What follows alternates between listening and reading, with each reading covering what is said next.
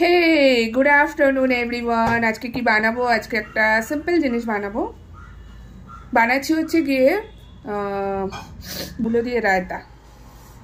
এই শীতকালে মূলো পাওয়া যায়, সাদা মূলোগুলো বেশ মিষ্টি মিষ্টি হয়। আপনি এগুলো বেশ একটা ঝাঁঝ হয় না, শসা দিয়েও বানাতে পারেন। আমি মূলো দিয়ে বানাচ্ছি। তো মূলোগুলোকে আমি কী করেছি, ঝিরি ঝিরি করে কুচি কুচি করে নিয়েছি। খুব ঝিরিঝিরি না, মোটামুটি ঝিরিঝিরি আর কি। তার সঙ্গে আমি নিয়েছি একটু টমেটো, সেটাও কুচি করে নিয়েছি। তার সঙ্গে আমি নিয়েছি একটু কাঁচা পেঁয়াজ, সেটাও কুচি কুচি করে নিয়েছি। আপনারা এর সঙ্গে চাইলে আরও কিছু অ্যাড করতে পারেন, শসা অ্যাড করতে পারেন, বা অন্য কোনো সবজি যদি চান যেটা আপনারা কাঁচা খাবেন, যেমন বরবটি অ্যাড করতে পারেন। অ্যাড করে নিয়ে এবার লাগবে হচ্ছে একটু দই। দইটাকে ফেটিয়েও নিতে পারেন বা এমনিও নিতে পারেন। একটু কাঁচা লঙ্কা কুচিও নিয়েছি, মানে কাঁচা লঙ্কা কুচিগুলো এর মধ্যে ঢুকে গেছে, এই জন্য দেখতে পাওয়া যাচ্ছে না। সব নিচ্ছি বাটির মধ্যে। এই বাটিটায় হবে না, আবার একটা বড় বাটি আনতে হবে। আর তার সঙ্গে হচ্ছে গিয়ে ধনেপাতা কুচি, মানে সব সবজিগুলোকে আমি ঝিরি ঝিরি ঝিরি ঝিরি করে কুচি কুচি করে নিয়েছি।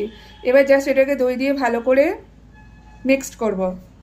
বাটিও আমি একটা নিয়েছি পুচকে মার্কা, এবার তার থেকে একটু বড় সাইজ নিলাম। হ্যাঁ, হয়ে যাবে এটা।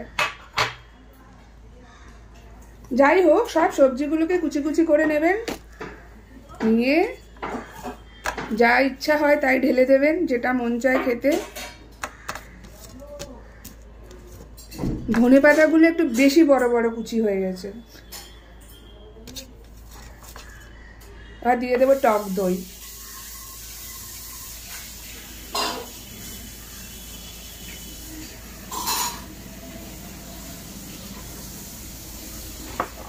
বিট লবণ, আর ঘরে না থাকলে কাঁচা লবণ।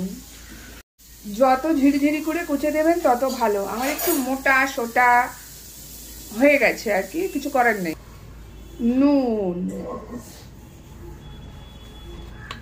এবার ভালো করে মিশিয়ে নিন।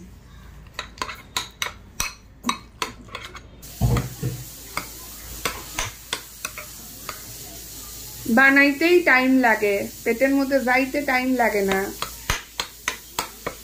তো রেডি হয়ে গেছে আমার মূলোর রায়তা। আপনারা বানিয়ে খাবেন, আমাকে জানাবেন রেসিপিটা কেমন ছিল।